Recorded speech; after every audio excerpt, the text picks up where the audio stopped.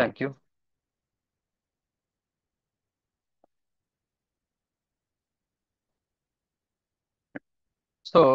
Today I am going to discuss with you about the DevOps with AWS, DevOps with multi-cloud demo. Okay. Here I will take two sessions. One for the AWS demo session and next session for the DevOps demo session. Okay. So here I would like to introduce myself before going to discuss with you.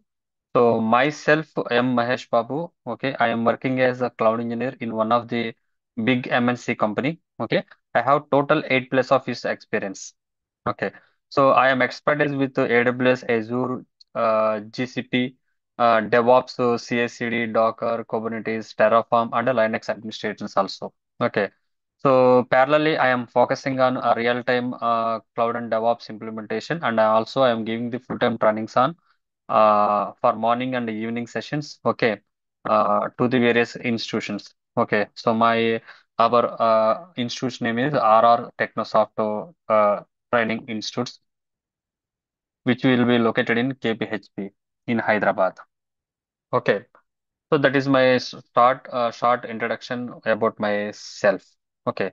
And the course details is AW DevOps with multi-cloud training. So duration మనకు వచ్చేసి మనకి 75 to 90 days ఉంటుందండి. Daily 1 hour class ఉంటుంది. Weekly 6 days. Okay. So mode of teaching online ఉంటుంది. Class room session ఉంటుంది. So level of course వచ్చేసి మనకి beginner to advanced ఉంటుందండి. Beginner to advance. సో ఈ కోర్సులో మనం ఏమేం టాపిక్స్ డిస్కస్ చేయాలి. ఓకే. సో మనకి లైనక్స్ ఫండమెంటల్స్ కవర్ అవుతాయి. Okay. Next AWS, Azure, GCP 3 clouds cover అవుతాయి. అలాగే డెవాప్స్ టూల్స్ కవర్ అవుతాయి. Shell scripting, finally real time projects. Okay. ఒక 3 ప్రాజెక్ట్స్ మీకు ఆ, ఇందులో ఇంప్లిమెంట్ చేస్తారు. ఓకేనా. సో ఆ 3 ప్రాజెక్ట్స్ అంటే మీరు వన్స్ కోర్స్ నేర్చుకున్న తర్వాత ఈ 3 ప్రాజెక్ట్స్ ని మీరు ఓన్ గా చేయగలిగితే, ఓకేనా, మీకు డేడబ్ల్యూ క్లౌడ్ అండ్ డెవాప్స్ మీద మీకు ఒక 50 to 60% నాలెడ్జ్ అనేది గెయిన్ చేస్తారనమాట. Okay. So next training highlights ఏంటి. Okay. So I am a experienced trainer. Okay, and I will teach the training course about the real time use cases. Okay, na. So I will give the live projects also. Okay, na. I will take the mock interviews once the course is completed. Okay, na. Our team is also taking some mock interviews about the course. Okay, na. So మీ కోర్సుని బట్టి మీకు mock interviews కూడా వాళ్ళు conduct చేస్తారు. 100% job assistance అయితే provide చేస్తారు. So day to day recorded sessions అనేవి మీకు డ్రైవ్ యాక్సెస్ ఇస్తారు for long time, life long. అలాగే resume and interview preparation classes కూడా జరుగుతాయండి. ఓకేనా. మీకు course completion certificate at the course complete అయిపోయాక కోర్సు కంప్లీషన్ సర్టిఫికేట్ వస్తుంది. అట్ ది సేమ్ టైం మీకు ఒకవేళ ఇంటర్న్షిప్ కావాలంటే, అంటే ఎవరైనా ఫ్రెషర్స్ మాకు ఇంటర్న్షిప్ కావాలంటే కనుక మీరు మా టీంతో మాట్లాడుకుని ఆ ఇంటర్న్షిప్ డీటెయిల్స్ అనేవి మీరు తీసుకోవచ్చండి. ఓకేనా. ఎందుకంటే మాకు ఓన్ గా ఒక కంపెనీ ఉందండి. ఇక యూజిఆర్ సాఫ్ట్వేర్ టెక్నాలజీస్ ప్రైవేట్ లిమిటెడ్ అని మనకి మంజీరా మెజెస్టిక్ లో మనకి 8th floor లో ఉంటుందండి కంపెనీ వచ్చేసి. ఓకేనా. సో మీకు కావాలంటే మా ఓన్ కంపెనీలో ఇంటర్న్షిప్ ప్రొవైడ్ చేస్తాం. బట్ దానికి సంబంధించిన డీటెయిల్స్ మీరు మా టీమ్ ని మీరు కన్సల్ట్ అయితే వాళ్ళు చెప్తారు. Especially freshers. ఓకేనా. నెక్స్ట్ వచ్చేసి మనం ఆ, మీరందరూ ఏడబ్ల్యూఎస్ అంటే మీరందరూ కూడా క్లౌడ్ కంప్యూటింగ్ నేర్చుకుందామని అనుకుంటున్నారు. అంటే cloud computing with DevOps. Okay. So why learn cloud computing, అసలు క్లౌడ్ కంప్యూటింగ్ ఎందుకు నేర్చుకోవాలి? So because of high demand. So nowadays all companies are using the cloud computing technologies to develop any project or any software, because it is a high demand platform. అలాగే career growth కూడా once మీరు ఒక్కసారి మీరు ఈ నేర్చుకుంటే, ఓకేనా, మీరు ఒక 10 to 15 years అసలు మీకు మీ కెరీర్ కి అసలు డాకానే ఉండదండి. ఓకేనా. అంత యాడెడ్ ఆన్ అడ్వాంటేజ్ అన్నమాట ఈ కోర్స్ అనేది. అలాగే శాలరీస్ కూడా మీకు చాలా బాగుంటాయండి. మీకు మీకు ఫ్రెషర్స్ కి వచ్చేసి క్లౌడ్ కంప్యూటింగ్ మీద మినిమం 15 to 25,000 ఉంటుంది. మనకి ఇందులో మనకి సీనియారిటీ పెరిగే కొద్దీ మనకి 40 lakhs 50 lakhs పర్ ఇయర్ మనం ఎర్న్ చేయొచ్చు. ఓకేనా. అన్ని కూడా ప్రాక్టికల్ యూసేజ్ ఉంటుందంటే ఇన్ఫ్రాస్ట్రక్చర్ ని మనం మెయింటైన్ చేయడము, మేనేజ్ చేయడము ఇన్ఫ్రాస్ట్రక్చర్ ని. ఓకేనా. అలాగే మనకి ఫ్యూచర్ రెడీ స్కిల్స్ చెప్పాను కదా, ఒకసారి మీరు నేర్చుకున్నారంటే ఒక 10 to 15 ఇయర్స్ మీరు వేరే కోర్సు నేర్చుకోవాల్సిన అవసరమే లేదండి. దీని మీద మీకు number of implementations, automation technologies just అవి మీరు నేర్చుకుని ఇందులో ఇంప్లిమెంట్ చేసుకుంటే సరిపోతుంది. So that's why we're going to learn cloud computing. అయితే ఈ క్లౌడ్ కంప్యూటింగ్ అది మనకి రీసెంట్ గా మనకి 2002 నుంచి స్టార్ట్ అయిందండి క్లౌడ్ కంప్యూటింగ్ టెక్నాలజీ అనేది జనరల్ గా. అయితే బిఫోర్ క్లౌడ్ కంప్యూటింగ్ మన అప్లికేషన్స్ ని ఎలా డెవలప్ చేసేవాళ్ళండి? బిఫోర్ క్లౌడ్ కంప్యూటింగ్ అప్లికేషన్ ని ఎలా డెవలప్ చేశారు? సో ఫర్ ఎగ్జాంపుల్ నేను ఒక కంపెనీ పెట్టానండి. నేను ఒక కంపెనీ పెట్టాను. సో ఆ, నా కంపెనీ నేమ్ వచ్చేసి company www. JK. Okay. JK.com అని ఒక కంపెనీ నేను రన్ చేస్తున్నాను. JK.com అని ఒక కంపెనీని రన్ చేస్తున్నానండి.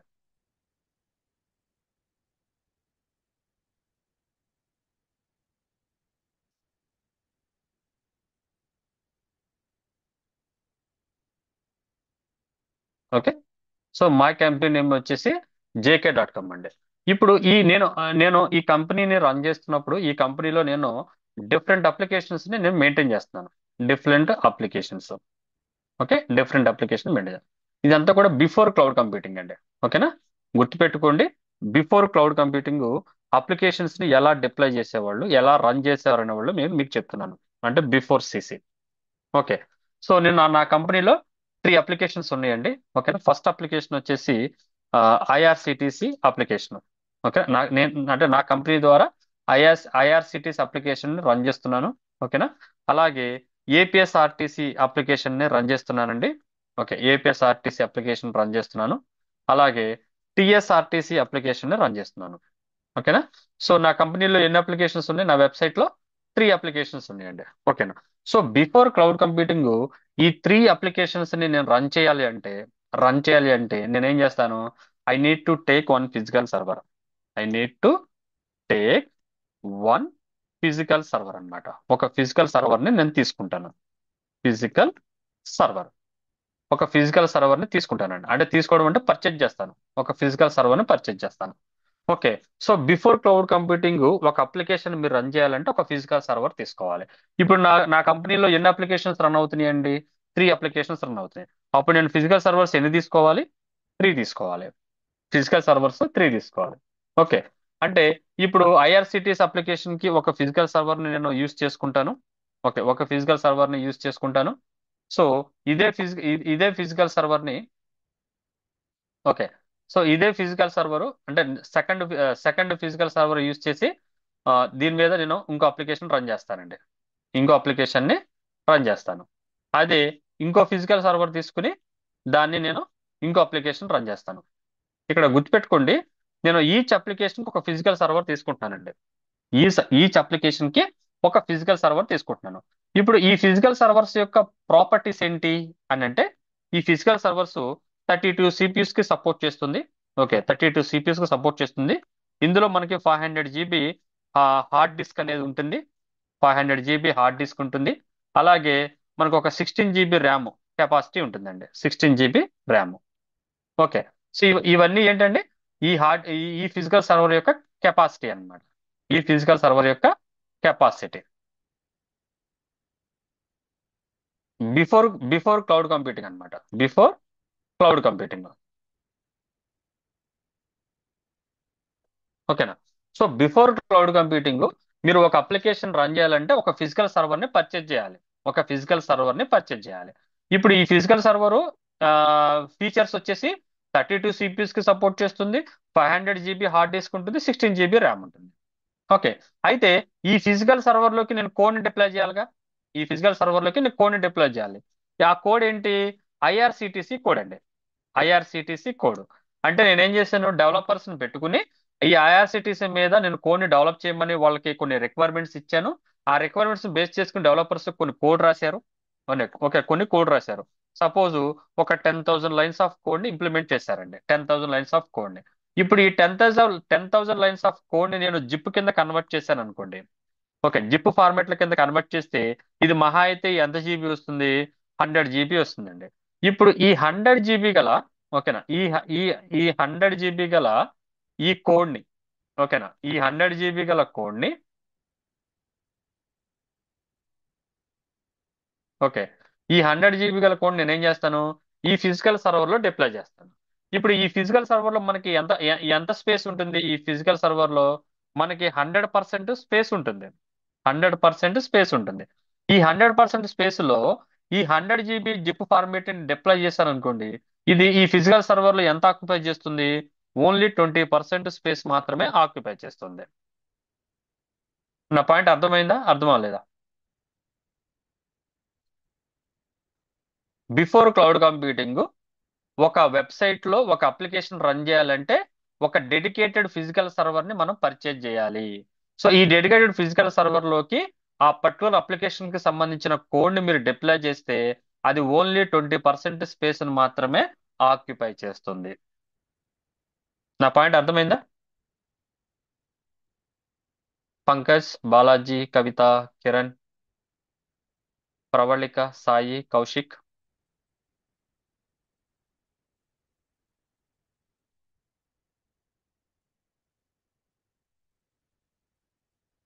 ఓకే. సో ఇప్పుడు ఈ ఐఆర్సిటిసి యాప్ రన్ చేయడానికి ఒక డెడికేటెడ్ ఫిజికల్ సర్వర్ని తీసుకున్నాను. ఓకే, డెడికేటెడ్ ఫిజికల్ సర్వర్ని తీసుకున్నాను. సో తీసుకుంటే ఇది మనకి ఎంత స్పేస్ ను ఆక్యుపై చేస్తుంది, ఓన్లీ 20% స్పేస్ ను ఆక్యుపై చేస్తుంది. ఇప్పుడు ఎండ్ యూజర్స్ ఇప్పుడు ఈ jk.com ని బ్రౌజ్ చేసిన తర్వాత ఈ ఐఆర్సిటిసిని యాక్సెస్ చేశారు. ఐఆర్సిటిని యాక్సెస్ చేసి వాళ్ళు రైల్వే టికెట్స్ ని బుక్ చేసుకున్నారండి. రైల్వే టికెట్స్ ని బుక్ చేసుకున్నారు. అయితే ఈ ఫిజికల్ సర్వర్ ని యాక్సెస్ చేయడానికి ఎంతమంది యాక్సెస్ చేయగలరు అంటే, సపోజ్ 1 lakh యూజర్స్ మాత్రమే యాక్సెస్ చేయగలరు ఈ ఫిజికల్ సర్వర్ ని. 1 lakh, ఓకే, ఈ ఫిజికల్ సర్వర్ ని ఓన్లీ 1 lakh యూజర్స్ మాత్రమే యాక్సెస్ చేయగలరు.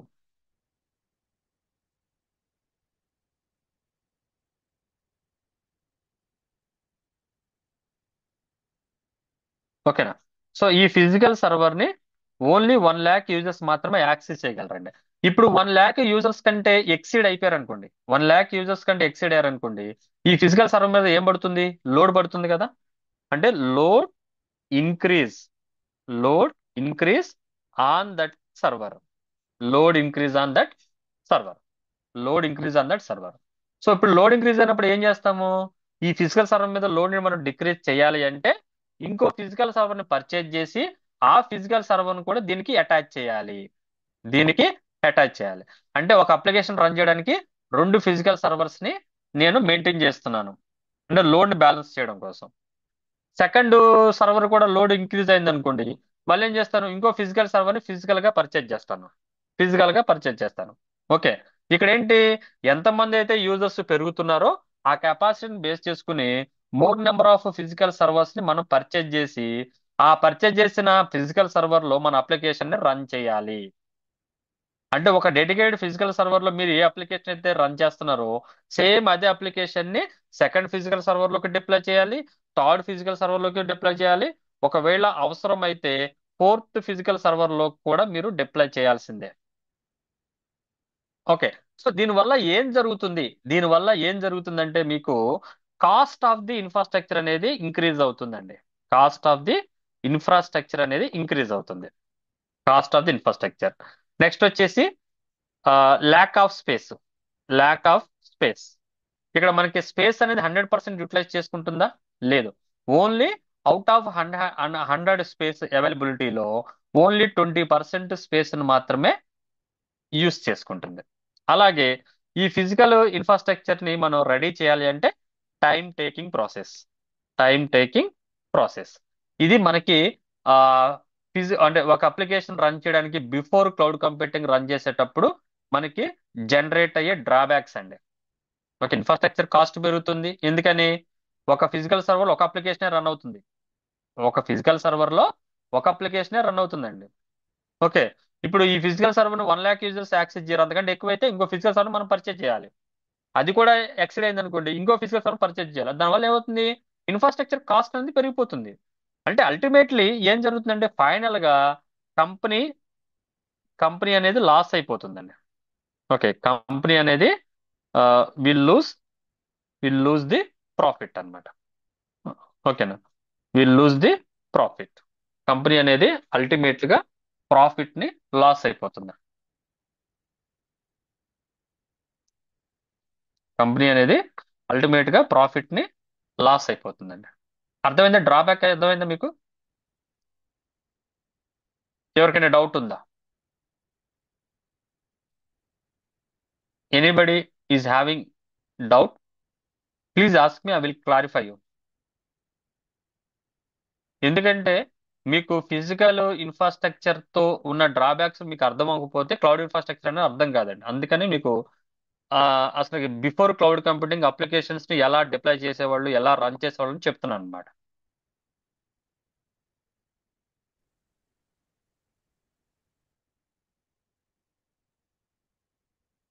Okay, thank you. ఇప్పుడు ఇందులో కొన్ని డ్రాబ్యాక్స్ వచ్చినాయి. ఏంటి? ఒక ఫిజికల్ సర్వర్ లో ఒక అప్లికేషన్ మాత్రమే రన్ చేసేవాళ్ళం.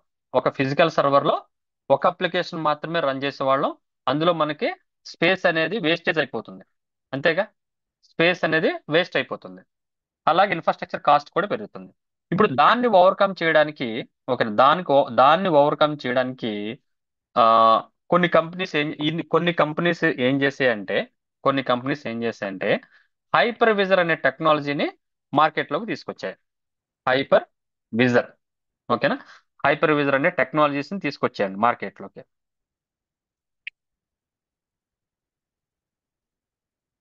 ఓకేనా? హైపర్ విజర్ అనే టెక్నాలజీ హైపర్ విజర్ అనే టెక్నాలజీని మార్కెట్లోకి తీసుకొచ్చాయి. ఓకేనా? ఈ హైపర్ విజర్ టెక్నాలజీ ఏం చేస్తుంది అంటే ఇప్పుడు నేను ఒక ఫిజికల్ సర్వర్ తీసుకున్నాను కదా. ఇది ఒక ఫిజికల్ సర్వర్. ఓకే. ఇప్పుడు ఈ ఫిజికల్ సర్వర్ ని ఇంతకు ముందు ఏం చేసేవాళ్ళం? ఈ ఫిజికల్ సర్వర్ ని ఒక physical server completely dedicated to one application. అంటే ఒక ఫిజికల్ సర్వర్ లో ఒక అప్లికేషన్ మాత్రమే మనం రన్ చేసేవాళ్ళం. ఒక ఫిజికల్ సర్వర్ లో ఒక అప్లికేషన్ మాత్రం రన్ చేసేవాళ్ళం. ఇప్పుడు ఈ ఫిజికల్ సర్వర్ లో నేనేం చేశానంటే ఒక హైపర్విజర్ టెక్నాలజీని ఇన్స్టాల్ చేశాను. ఒక హైపర్విజర్ అనే టెక్నాలజీని ఇన్స్టాల్ చేశాను. అది హైపర్విజర్ అంటే మనకి విఎం వేరు. ఓకేనా? విఎం వేరు, ఈఎక్స్ఐ అనే ఇది ఒక టెక్నాలజీ. ఓకే. ఇదంతా కూడా హైపర్విజర్ టెక్నాలజీ అండి. అలాగే మైక్రోసాఫ్ట్ తోటిది. ఓకే, మైక్రోసాఫ్ట్ తోటిది హైపర్ వి అని ఒక హైపర్విజర్ టెక్నాలజీ ఉంటుంది. లేదంటే మనకి కేవిఎం లైనక్స్ ఒకటిది ఒక హైపర్విజర్ టెక్నాలజీ ఉంటుంది. కేవిఎం. ఓకే. సో ఈ హైపర్విజర్ టెక్నాలజీ ఏం చేస్తుందంటే the purpose of the hypervisor technology which is used to divide the which is used to divide the physical server into physical server into physical server into multiple machines. Physical server into multiple machines అన్నమాట. అంటే హైపర్విజర్ టెక్నాలజీని మీరు physical server లో install చేయడం వల్ల ఒక physical server ని మీరు మల్టిపుల్ మెషిన్స్ కింద మీరు డివైడ్ చేయొచ్చు. ఓకేనా? అంటే ఒక ఫిజికల్ సర్వర్ ని మీరు మల్టిపుల్ వర్చువల్ మిషన్స్ కింద డివైడ్ చేసుకోవచ్చు అండి. మల్టిపుల్ వర్చువల్ మిషన్స్ కింద డివైడ్ చేయొచ్చు. ఇప్పుడు ఈ ఫస్ట్ దానిలో మీరు ఐఆర్సిటిసి రన్ చేసుకోవచ్చు. ఓకేనా? ఐఆర్సిటిసి రన్ చేసుకోవచ్చు. సెకండ్ దానిలో ఏపీఎస్ఆర్టీసీ రన్ చేయొచ్చు. ఓకేనా? అయితే థర్డ్ వన్ లో వచ్చేసి మీరు టిఎస్ఆర్టీసీ అప్లికేషన్ ని రన్ చేయొచ్చు. టిఎస్ఆర్టీసీ అప్లికేషన్ రన్ చేయొచ్చు. అయితే ఈ ఫిజికల్ సర్వర్ యొక్క కెపాసిటీ ఎంత? Physical server 32 CPS. ఓకే. తర్వాత 500 GB హెచ్డిడి హార్డ్ డిస్క్. అలాగే 16 GB RAM. 16 GB RAM. So ఇంతకు ముందు మనకి డ్రాబ్యాక్ ఏంటి? ఒక physical server dedicated to one application అన్నమాట. అంటే 32 సిపిఎస్ ఓన్లీ ఒక అప్లికేషన్ కి సపోర్ట్ చేస్తుంది. 500 GB హార్డ్ డిస్క్ ఒక అప్లికేషన్ కి సపోర్ట్ చేస్తుంది. 16 GB ర్యామ్ కూడా ఒక సపోర్ట్ చేస్తుంది. ఇప్పుడు ఎప్పుడైతే నేను హైపర్విజర్ టెక్నాలజీని ఇంప్లిమెంట్ చేశానో ఇక్కడ ఏం జరుగుతుంది? ఈ ఐఆర్సిటిసి యాప్ కి నేను 4 GB RAM, okay, 4 GB RAM, ఒక 100 GB హెచ్డిడి యూజ్ చేసుకుంటాను. 100 GB హెచ్డిడి, అలాగే 8 CPS కి సపోర్ట్ చేసేటట్టు ఒక వర్చువల్ మెషిన్ క్రియేట్ చేస్తాను. ఒక వర్చువల్ మెషిన్ క్రియేట్ చేస్తానండి. ఇది ఒక వర్చువల్ మెషిన్. ఇప్పుడు ఈ వర్చువల్ మెషిన్ లో ఏం జరుగుతుంది? ఆ, ఒక ఐఆర్సిటిసి యాప్ అనేది రన్ అవుతుంది. సేమ్ ఇదే ప్రాపర్టీస్, ఓకే, ఇఏ ప్రాపర్టీస్ నేను సెకండ్ మెషిన్స్ లో కూడా నేను యూజ్ చేసుకుంటాను. సెకండ్ మెషిన్స్ లో కూడా యూజ్ చేసుకుంటాను. అంటే ఇక్కడ ఏం జరుగుతుంది? నేను డివైడ్ చేసుకుంటున్నాను. ఒక ఫిజికల్ సర్వర్ ని మల్టిపుల్ వర్చువల్ మెషిన్స్ కింద డివైడ్ చేసి, ఓకేనా, మల్టిపుల్ వర్చువల్ మెషిన్స్ కింద డివైడ్ చేసి మల్టిపుల్ వర్చువల్ మెషిన్స్ లో ఒక్కొక్క అప్లికేషన్ ని నేను రన్ చేస్తున్నాను. ఒక అప్లికేషన్ ని రన్ చేస్తున్నాను. ఓకే. అంటే ఇది కూడా ఇప్పుడు క్లౌడ్ కంప్యూటింగ్ రాకముందేనండి. క్లౌడ్ కంప్యూటింగ్ రాకముందే. ఓకే. సో ఇప్పుడు ఏం జరుగుతుంది? ఇప్పుడు ఈ ఫిజికల్ సర్వర్ నేను ఇక్కడ 100% యూటిలైజ్ చేసుకోగలుగుతున్నా. 100% యూటిలైజ్ చేసుకోగలుగుతున్నా. అండ్ 100% స్పేస్ ని ఆక్యుపై చేస్తుంది. 100% స్పేస్ ఆక్యుపేషన్ అనేది మీకు హైపర్విజర్ టెక్నాలజీ వచ్చినప్పుడు జరుగుతుంది. అయితే ఇందులో కూడా కొన్ని డ్రాబ్యాక్స్ ఉన్నాయండి. ఇందులో కూడా కొన్ని డ్రాబ్యాక్స్ ఉన్నాయి. ఆ డ్రాబ్యాక్స్ ఏంటి? ఇక్కడ 100% యూటిలైజేషన్ జరుగుతుంది. బట్ ఎండ్ యూజర్స్ కెపాసిటీ పెరిగింది అనుకోండి. ఎండ్ యూజర్స్ కెపాసిటీ అనేది ఇక్కడ మీకు ఇంక్రీజ్ అయింది అనుకోండి. అన్యూటెడ్ కెపాసిటీ పెరిగింది అనుకోండి. దానివల్ల ఏం జరుగుతుంది? వి నీడ్ టు ఓకేనా, we need to take one more physical server. We need to take one more physical server. Okay. One more physical server and deploy our application. Deploy our app into into that physical server అన్నమాట. ఓకేనా. అంటే అంటే ఏంటి?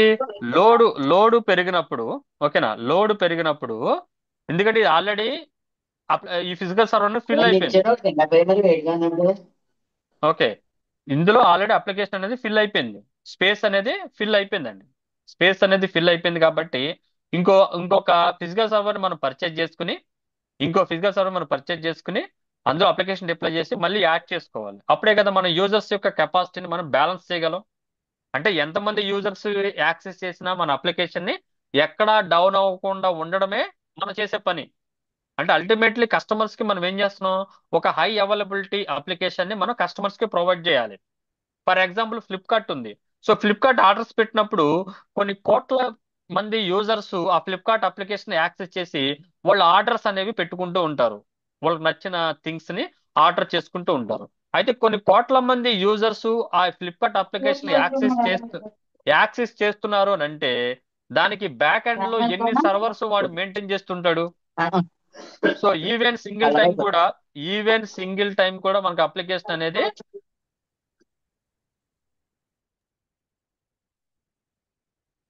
Okay, అంటే even single minute కూడా మీకు application అనేది run అవ్ డౌన్ అవ్వకుండా ఉంటుందన్నమాట.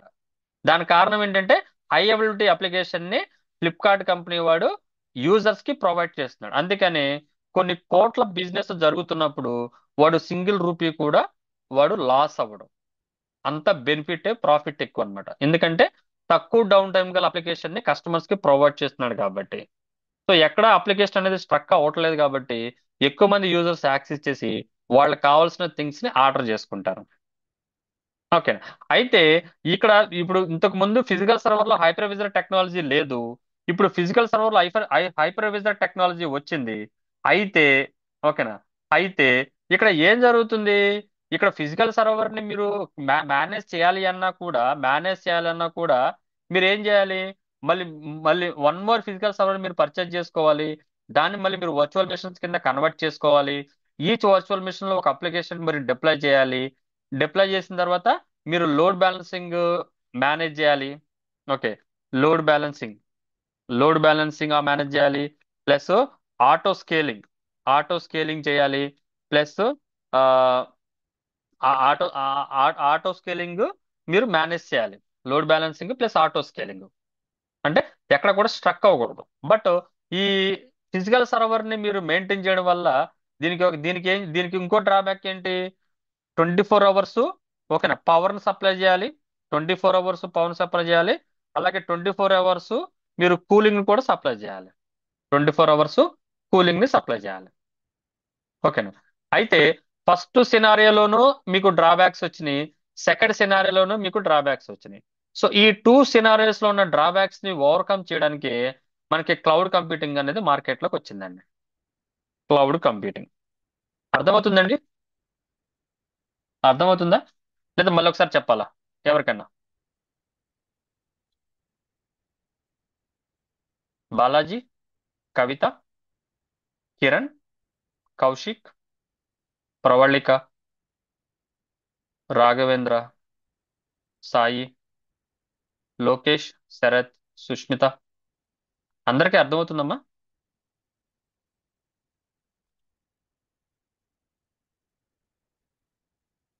ఓకే. సో ఫస్ట్ సినారియోలో ఉన్న డ్రాబ్యాక్స్, సెకండ్ సినారియోలో ఉన్న డ్రాబ్యాక్స్ ని ఓవర్కమ్ చేయడానికి క్లౌడ్ కంప్యూటింగ్ అనేది మార్కెట్లోకి వచ్చింది. ఓకే. సో ఈ క్లౌడ్ కంప్యూటింగ్ ఏం చేస్తుందనంటే, మనం ఎప్పుడైతే ఫిజికల్ సర్వర్ ని మనం పర్చేజ్ చేసి అప్లికేషన్ రన్ చేస్తున్నామో, ఫిజికల్ సర్వర్ ని మనం పర్చేజ్ చేయడానికి మనీ కావాలి. ఫిజికల్ సర్వర్ పర్చేజ్ చేయడానికి మనీ కావాలి. ఈ ఫిజికల్ సర్వర్ సెటప్ చేయడానికి టైం కావాలి. అంటే టైం టేకింగ్ ప్రాసెస్, అలాగే wastage of money if you need to buy the physical infrastructure to run your application. Okay. So దాన్ని ఓవర్కమ్ చేయడానికి instead of we're purchasing the infrastructure, okay, we can take the help of cloud computing platform. అంటే physical infrastructure ని purchase చేసి మనం setup చేయాల్సిన అవసరం లేకుండానే we can take the help of cloud computing to take the infrastructure in a online. అంటే online లో మన ఇన్ఫ్రాస్ట్రక్చర్ ని మనం తీసుకుంటాం. సో ఆన్లైన్ లో మన ఇన్ఫ్రాస్ట్రక్చర్ ని తీసుకున్నామంటే మనం ఫిజికల్ గా పర్చేజ్ చేయాల్సిన అవసరం లేదు. First point. రెండోది వచ్చేసి, ఇన్ఫ్రాస్ట్రక్చర్ ని ఫిజికల్ గా పర్చేజ్ చేస్తే, ఇన్ఫ్రాస్ట్రక్చర్ ని మీరు ఫిజికల్ గా పర్చేజ్ చేస్తే 6 మంత్స్ టైం పట్టింది అనుకోండి. అలాగే దాన్ని సెటప్ చేయడానికి ఇంకో 6 మంత్స్ టైం పడుతుంది. అంటే టోటల్ గా మీరు ఇన్ఫ్రాస్ట్రక్చర్ ని పర్చేజ్ చేసి సెటప్ చేయాలంటే 1 ఇయర్ టైం పడుతుందండి. సో ఈ 1 ఇయర్ లో మీరు క్లౌడ్ కంప్యూటింగ్ హెల్ప్ తీసుకుని ఇన్ఫ్రాస్ట్రక్చర్ మీరు ఆన్లైన్ లో తీసుకున్నారనుకోండి, ఈ 1 ఇయర్ లో మీరు ఒక 30% ప్రాజెక్ట్ ని కంప్లీట్ చేయొచ్చు. 30% ప్రాజెక్ట్ ని కంప్లీట్ చేయొచ్చు అనమాట. అంటే ఈ క్లౌడ్ కంప్యూటింగ్ ఏం చేస్తుంది, మనకు కావాల్సిన ఇన్ఫ్రాస్ట్రక్చర్ ని ఓకే మనకు కావాల్సిన ఇన్ఫ్రాస్ట్రక్చర్ ని ఆన్లైన్ లో ప్రొవైడ్ చేస్తుంది. ఆన్లైన్ లో కూడా ఎలా ప్రొవైడ్ చేస్తుంది, రెంట్ బేసిస్ లో ప్రొవైడ్ చేస్తుందండి. రెంట్ బేసిస్ లో మనకి ప్రొవైడ్ చేస్తుంది అనమాట. రెంట్ బేసిస్ లో, ఓకేనా. దాన్ని మనం pay as you go basis అంటారు. Pay as you go basis.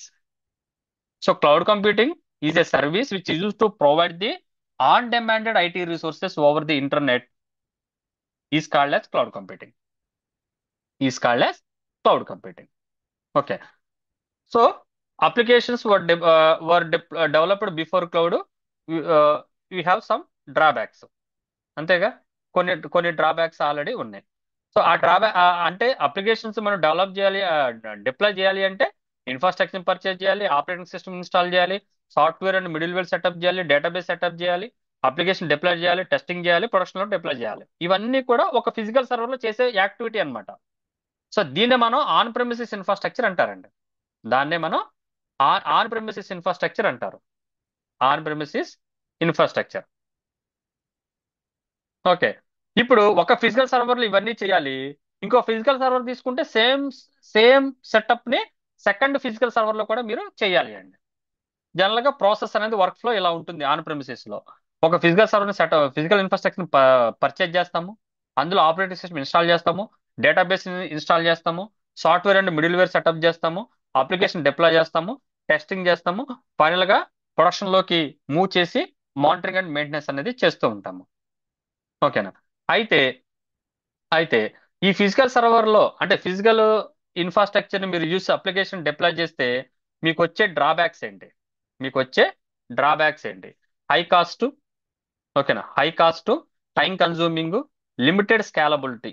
అంటే మీకు లోడ్ ఇంక్రీజ్ అయినప్పుడు ఆటోమేటిక్ గా ఫిజికల్ సర్వర్స్ ని మనం ఆటోమేటిక్ గా పెరుగుతాయి అంటే పెరగవు కదా, మళ్ళీ మాన్యువల్ గా మనం పర్చేజ్ చేసుకోవాలి, డిప్లాయ్ చేసుకోవాలి. అంటే మాన్యువల్ డిప్లాయ్మెంట్, మాన్యువల్ పర్చేజ్ అన్నమాట. దాన్ని లిమిటెడ్ స్కేలబిలిటీ అంటారు. అంటే డిమాండ్ పెరిగినప్పుడు సర్వర్స్ అనేవి పెరగవు, డిమాండ్ తగ్గినప్పుడు సర్వర్స్ అనేవి తగ్గిపోవు. Okay.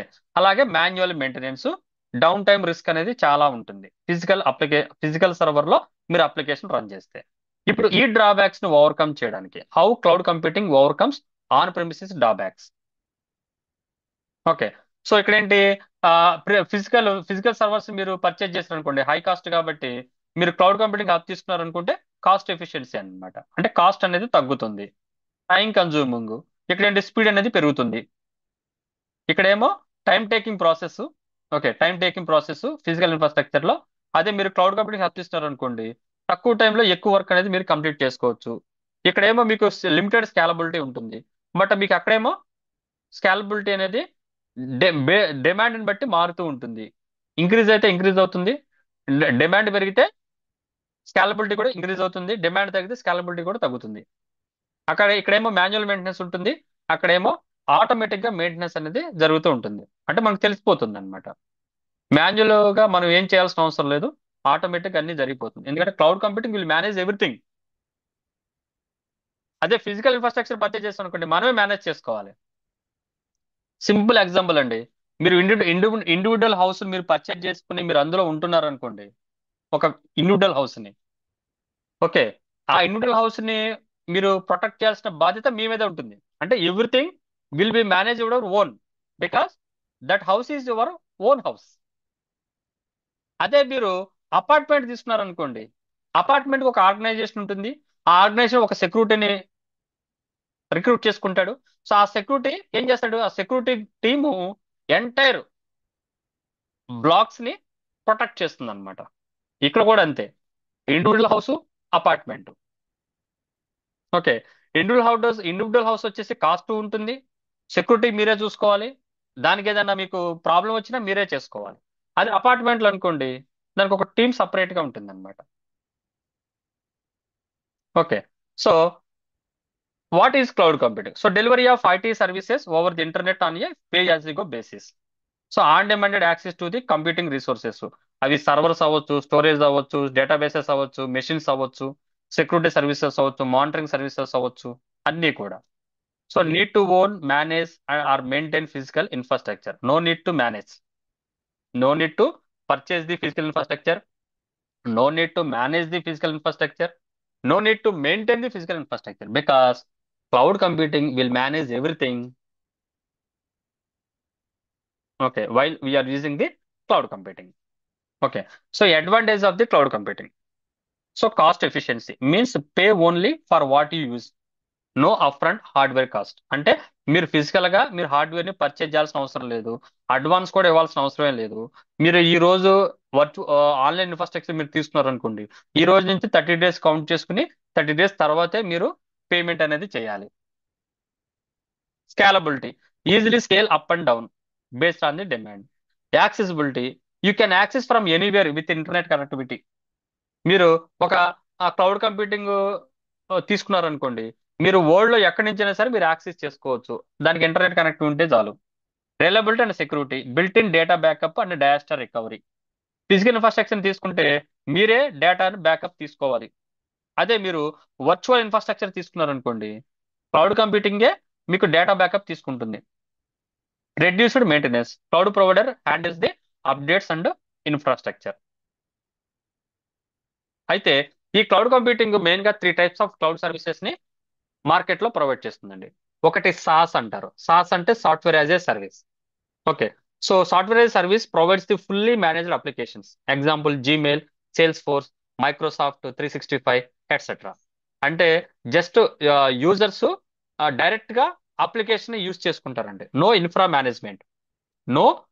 Management. So that is called software as a service. Next వచ్చేసి పాస్ అండి, platform as a service. So cloud provider provides the run time, అంటే రౌండ్ టైమ్, ఓఎస్ అంటే డెవలప్మెంట్ టూల్స్. అంటే ఒక ప్లాట్ఫామ్ రెడీ చేసి ఇస్తుంది. Direct గా మన కోడ్ ని డిప్లాయ్ చేసుకుంటే సరిపోతుంది. User focuses only on code and data. User focuses only on code and data అన్నమాట. దాన్ని మనం ప్లాట్ఫామ్ యాజ్ ఏ సర్వీస్ అంటారు. అదే ఐయాస్ అంటే infrastructure as a service. So provides virtual machine, storage and network. Provide virtual machines మనం తీసుకోవాలి. Storage అంటే ఐయాస్ platform అనేది చేస్తుంది అనమాట. ఆ వర్చువల్ మెషిన్స్ ప్రొవైడ్ చేస్తుంది, స్టోరేజ్ అండ్ నెట్వర్క్. ఇవన్నీ కూడా ఇన్ఫ్రాస్ట్రక్చర్ అనే సర్వీస్ కింద వస్తుంది. ఇన్ఫ్రాస్ట్రక్చర్ సర్వీస్ కింద వస్తుంది. ఓకే. అంటే ఐయాస్ లో మనం ఏం చేస్తాము? ఐయాస్ లో ఇన్ఫ్రాస్ట్రక్చర్ తీసుకుని మనం సెటప్ చేసుకుని అప్లికేషన్ డిప్లాయ్ చేసుకుంటాము. పాస్ లో ఏం చేస్తాము? ఒక ప్లాట్ఫామ్ యూస్ చేసుకుని ఆ ప్లాట్ఫామ్ లో అప్లికేషన్ డిప్లాయ్ చేసుకుంటాము. అదే సాస్ లో డైరెక్ట్ గా అప్లికేషన్ నే యూస్ చేసుకుంటాం. అర్థమైందా క్లౌడ్ సర్వీస్ మోడల్స్? అమ్మ అర్థమైందా నాన్న? ఎవరికైనా ఏం డౌట్స్ ఉన్నాయా?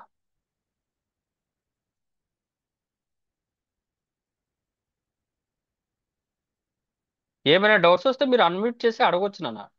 No problem. ఓకేనా? ఇది డెమోనే కాబట్టి మీరు, మీకు ఏ డౌట్ ఉన్నా నాకు ఇక్కడ అర్థం కాలేదు ఇంకొకసారి చెప్పినట్టే నేను మళ్ళీ మీకు ఎక్స్ప్లెయిన్ చేస్తానండి.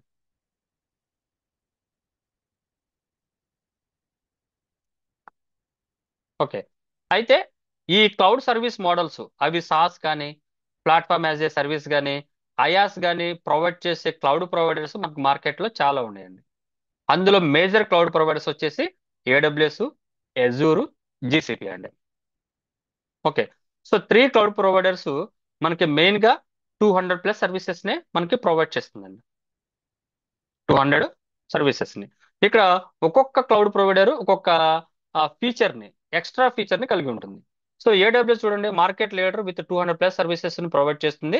Strong in IaaS, infrastructure service, PaaS and ఏఏఎంఎల్.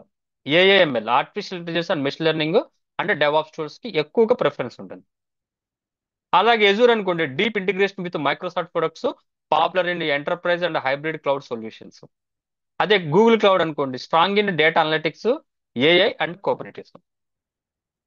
అంటే వీళ్ళు ఏవైతే సర్వీసెస్ ప్రొవైడ్ చేస్తున్నారో, మన అప్లికేషన్ ని మనం డిప్లాయ్ చేసి మనం మెయింటైన్ చేయాలి అంటే which cloud provider we need to take, ఏదైతే మనకి బెటర్ సర్వీస్ ని ప్రొవైడ్ చేస్తుందో.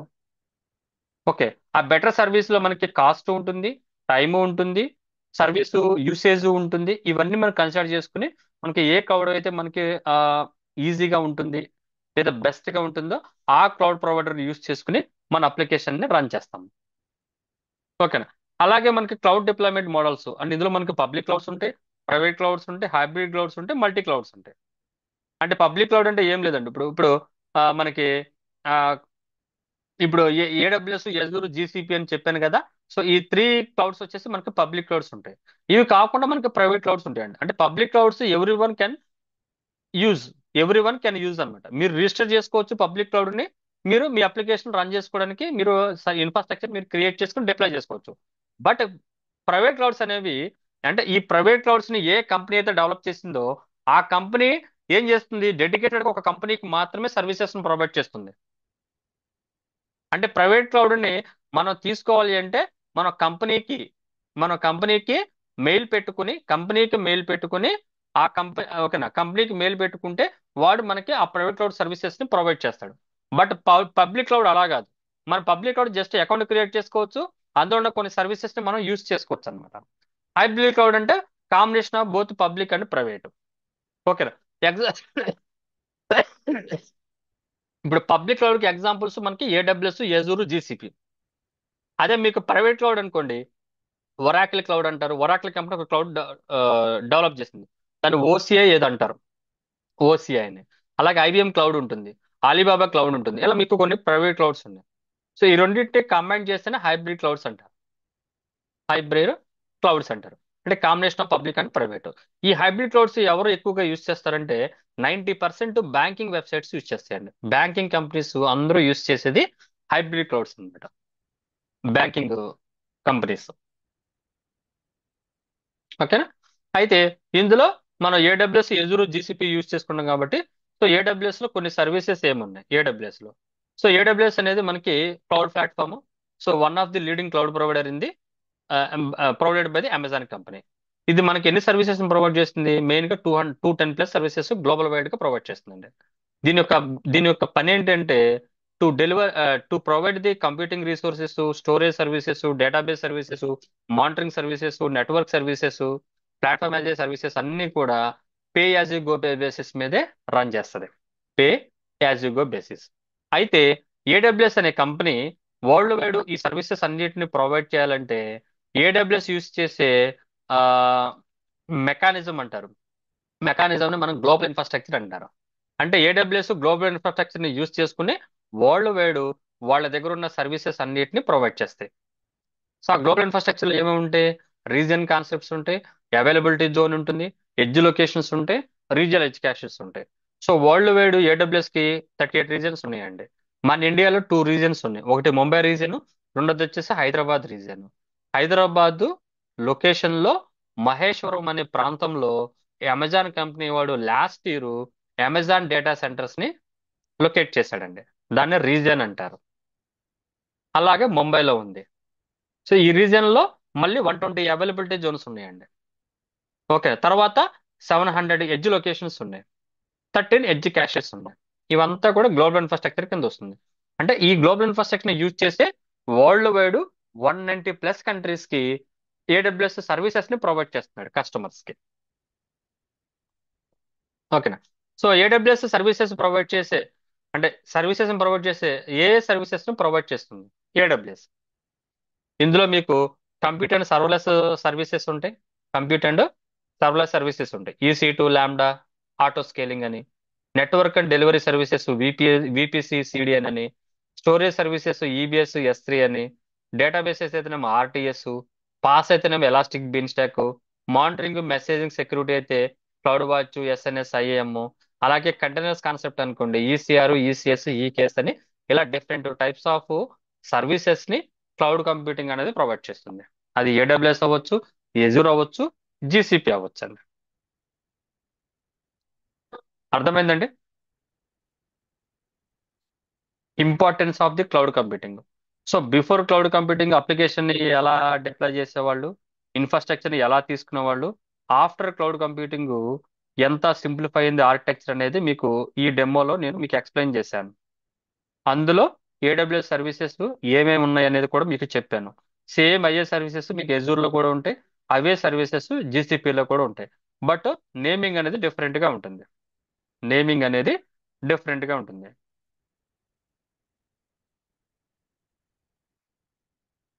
ఏమైనా డౌట్స్ ఉన్నాయా ఎవరికైనా?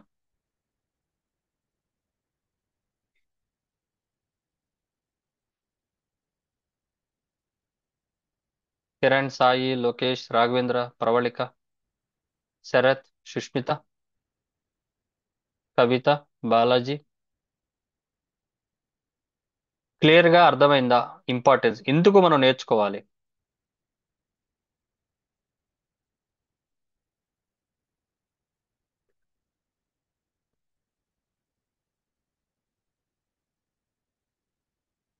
సాయి మీరు hello sir. Hi Raghavendra. Yeah sir, good morning sir. Good morning నాన్న. సార్ యాక్చువల్లీ నాది బీటెక్ 2022లో అయిపోయింది సార్. 22. ఓకే.